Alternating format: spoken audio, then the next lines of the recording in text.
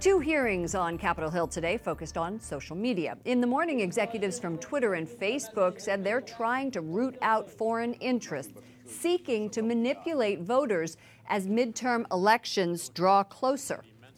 In the afternoon, Twitter CEO Jack Dorsey addressed claims the platform is biased against conservatives. Joining me now is Kalev Litaru, Senior Fellow at Real Clear Politics. Welcome to the program. Thank you so much for having me. Thank you for coming. In today's hearing, Jack Dorsey, Twitter's CEO, insisted the company does not operate under a political ideology. Let's take a listen to what he said. I want to start by making something very clear. We don't consider political viewpoints, perspectives, or party affiliation in any of our policies or enforcement decisions. Is that period? Is that true? Does the data support it? You know, this is a great question. We actually don't have that data to answer those questions. The companies keep saying, you know, trust us, whereas there's absolutely no bias. We have our rules that say there's no bias, so there can't be bias. Well, you know, I'm someone who works with data for a living. So my answer to that is, well, give me the data. You know, let's actually see. When you say that Democrats are no more likely to have issues in the platform than Republicans, well, you know, give us some example of that. Let's actually have those numbers. And we've never seen them? We've never seen them. I mean, today, for the first time, he mentioned actually a few numbers about views, you know, how many views Republican, I think, lawmakers get versus Democratic lawmakers.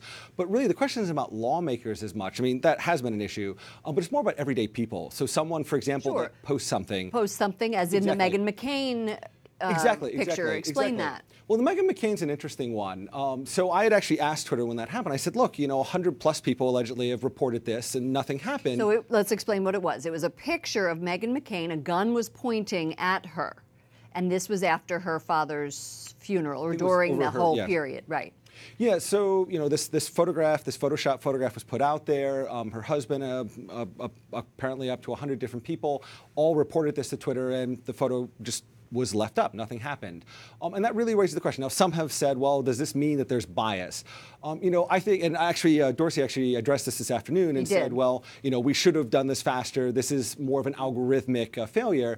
I think really the question really comes down to they just don't have enough staff to moderate this. And in fact, I had actually asked them I'd actually said, you know, what does this actually reflect? And the answer was, well, we're not going to comment on that.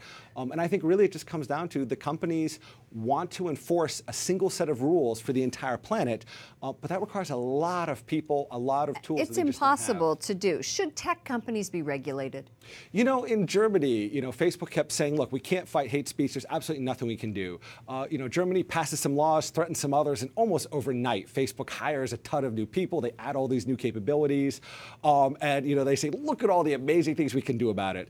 So I think really, when given proper motivation, companies can do amazing things. Pressure, media pressure, anyone?